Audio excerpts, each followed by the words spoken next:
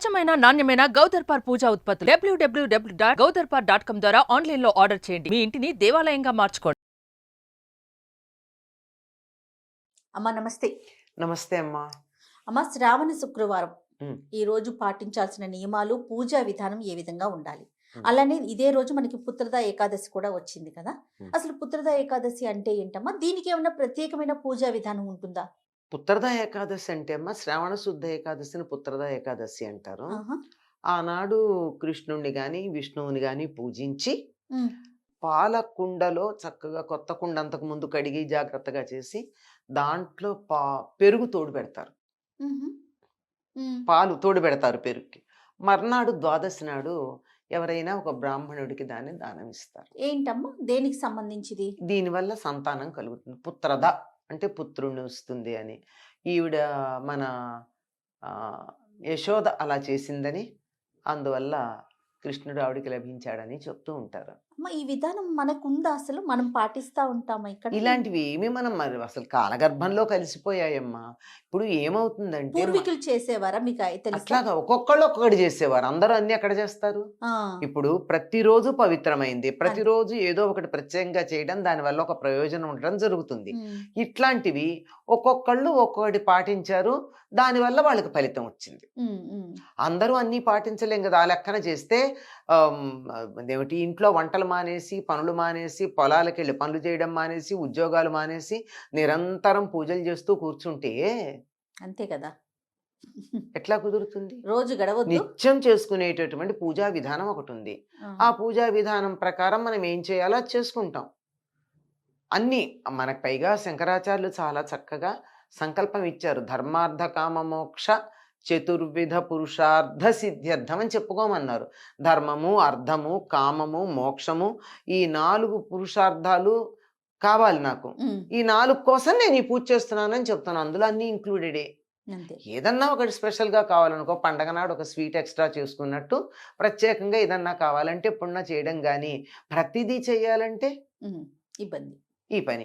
ఏదో చాలా కాలంగా సంతానం లేదు, పిల్లలు కావాలని కోరుకుంటున్నారు, అవ్వట్లేదు, ఎన్ని చేసినా అంటే ఈనాడు చేయమ, మళ్ళీ ఏడాది ఎదురు చూడాలి కదా.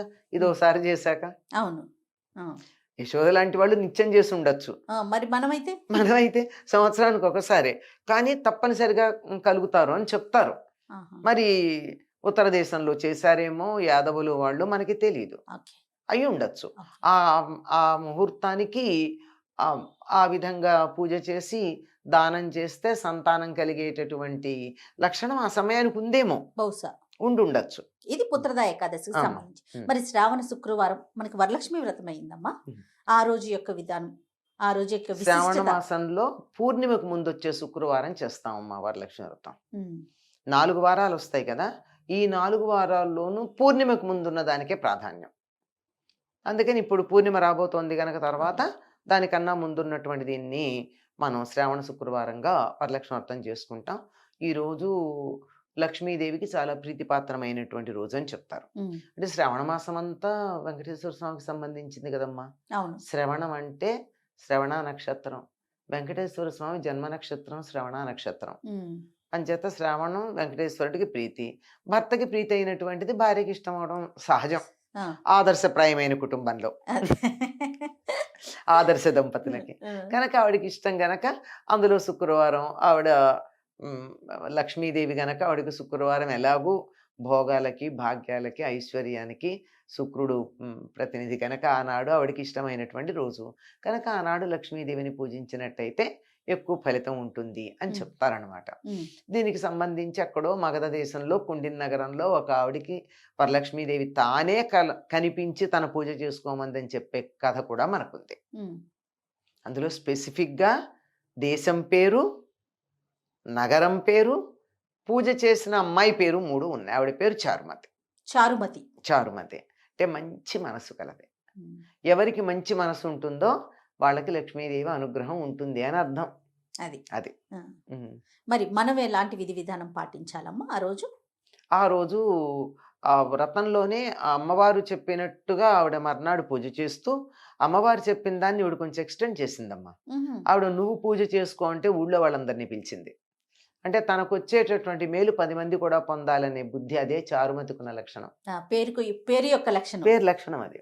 ఆ చక్కగా వాళ్ళు ఉత్తర దేశంలో సాయంకాలాలు పూజ చేస్తారు, పగలు చేయరు. ఉమ్, అందులో అలా ఉంటుంది. మనం పగలు చేసుకుంటాం.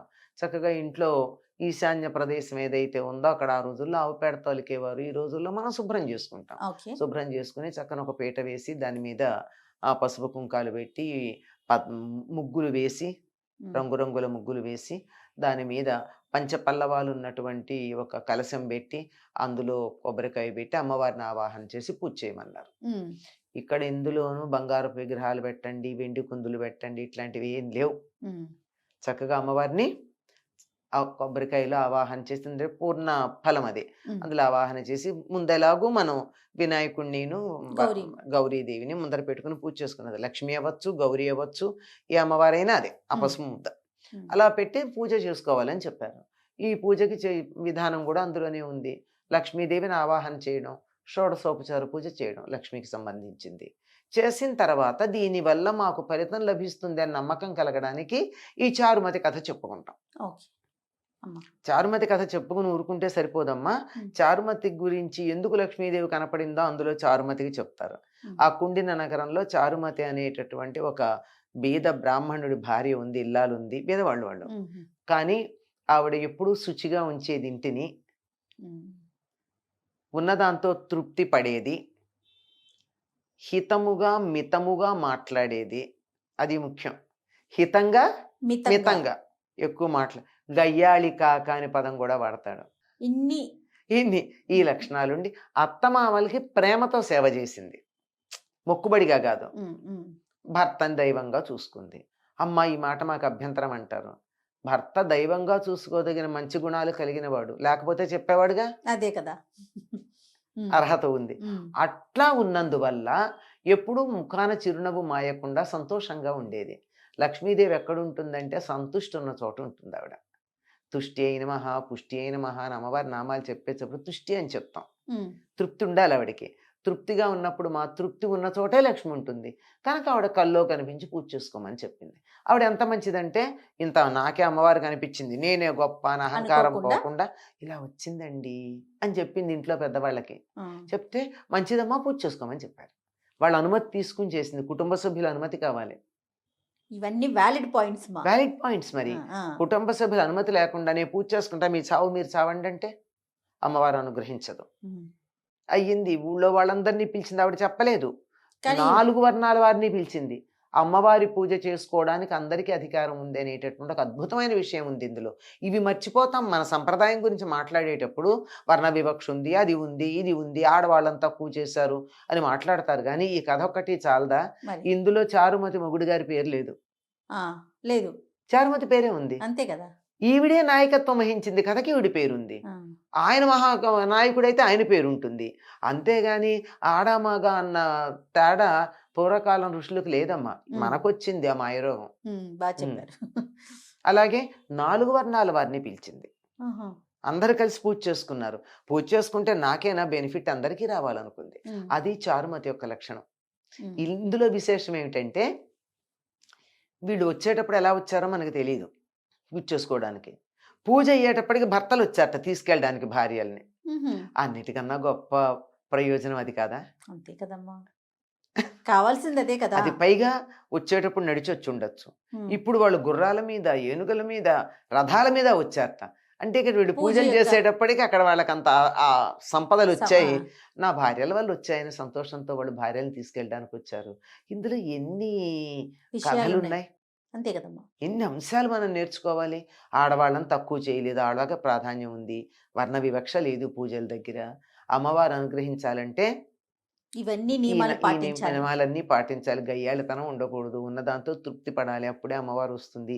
ఇంకా ఇంకా ఇంకా కావాలనుకుంటు చేసే పూజ చాలా సింపుల్గా చేసుకున్నారు, భక్తి శ్రద్ధలతో చేశారు. ఇది ప్రధానం. అంతే అంతే. ఈ కథ చెప్పుకొని ఉమ్, 9 పోగులున్న తోరానికి 9 ముళ్ళు వేసి అమ్మ. అమ్మవారికి ఒకటి ఇచ్చి తాము చేతికి కట్టుకుని ఈ కథ చెప్పుకుంటారు. ఉమ్. చెప్పుకుని వాయినాలు ఇచ్చుకుంటారు. ఇదమ్మా. అమ్మ, ఇంకా కొన్ని అనుమానాలు ఉన్నాయి. ఉమ్. చేసుకోలేని వారు, ఆ రోజు ఏదైనా ఇబ్బంది కలిగిన వారు మరుసటి వారం చేసుకోవచ్చు, చేసుకోవచ్చు. ఎటువంటి ఇబ్బంది లేదు. తర్వాత సుమంగళులు మాత్రమే చేసుకోవాలా? అలాంటి నియమం ఏమన్నా ఏమన్నా ఉందా అందులో? అదే ఈ అడుగుతున్నాను. కథలో మొత్తం సంస్కృతంలో గాని, తెలుగులో గాని ఎక్కడా లేదు. ఉమ్, కుటుంబ సౌఖ్యం అన్నది ఒక సుమంగళులకేనా? అందరికీ కావాలి కదా. అందరికీ కావాలి కదా! పిల్ల, పాప ఉంటారు కదా! ఉమ్, ఇంకా పూజ చేసుకునే వయస్సు లేని పిల్లలుండొచ్చు. ఉమ్, చిన్న పిల్లలుండొచ్చు. మరి ఏం చేస్తాం, అర్ధాయుష్కులుంటే వీళ్ళకి భర్త లేకపోవడం జరుగుతుంది. ఉమ్, లేదా గ్రామాంతరం వెళ్ళడం ఉంటుంది. ఉమ్, దేశాలు బట్టి వెళ్ళిపోయి ఉండొచ్చు. ఏదో కారణం ఉంటుంది. ఉండుండొచ్చు. అంత మాత్రాన ఇంటికి ఆనందం, సంతోషం అక్కర్లేదా? పోయిన వాళ్ళతో ఇంట్లో కుటుంబంలో అందరి సుఖాలు, సంతోషాలు వెళ్ళిపోతాయా? అదే కదా. ఉమ్, కొన్ని రకాల పనులకి కొంతమందికి అర్హత లేకపోవచ్చు, అది వేరే మాట. పూజ చేసుకోవడానికి ఏం అభ్యంతరం? చక్కగా పూజ చేసుకోవచ్చు. ఇంకా ఏదన్నా మనసులో కొద్దిగా అనుమానం ఉంటే ఉన్న పిల్లలతో చేయించండి. అంతా మీరు చేసి వాళ్ళ చేత చేయించండి. అయినా అలవాటు కావాలి. ఇప్పుడు పెద్దవాళ్ళు, సుమంగళులైన పెద్దవాళ్ళు ఏం చేస్తారు తెలుసమ్మా ఇంట్లో? అమ్మా, పిల్లలతోనే. పిల్లలతో చేయిస్తూ వీళ్ళు పక్కన పర్యవేక్షణ చేస్తారు. అవును. వీళ్ళు కూర్చునే అధికారం ఉన్నా గానీ పిల్లలు ప్రధానం అంటే అని చెప్పి శంఖ ఉంటే మీరు అలా చేయమంటున్నారు అంతేనా? అంతే. ఆ. శంఖ ఉంటే లేకపోతే హాయిగా చేసుకోవచ్చు. అనుమానం ఏం లేదు. అమ్మవారి పూజ చేయడానికి అభ్యంతరం ఏముందమ్మా? ఉమ్, ఉమ్, ఆవిడేమన్నా మన ఈ పరిస్థితి తీసుకురమని మనం అడిగారా ఎవరైనా ఆడవాళ్ళు? ఉమ్, అడగలేదు కదా. అవును. కాలధర్మంలో అనేక కారణాలుగా ఏదో జరిగింది. అంత మాత్రాన ఇది వంక పెట్టుకుని పూజలు మానేయక్కర్లేదుగా. కాబట్టి దాంట్లో అసలు ఎటువంటి అనుమానం లేదు. అనుమానం ఇంకా లేదమ్మా. నైవేద్యం విషయానికి వద్దామమ్మా. ఉమ్. ఈ రోజు ఎలాంటి నైవేద్యాలు పెట్టాలంటారు? అమ్మకి ప్రీతి పాత్రమైంది ఏమిటి? అమ్మవారికి ఎప్పుడైనా సరేనమ్మా, ఆవు పాలతో, బియ్యంతో, బెల్లం వేసి చేసిన పరమాన్నం. పరమాన్నం చాలా ఇష్టం. అది చేస్తారు సాధారణంగా. ఈ రోజు అమ్మవారికి. వరలక్ష్మి వ్రతం రోజు. ఎప్పుడైనా చేస్తారు. ఉమ్, వరలక్ష్మి వ్రతానికి పూర్ణాలు చేస్తారమ్మా.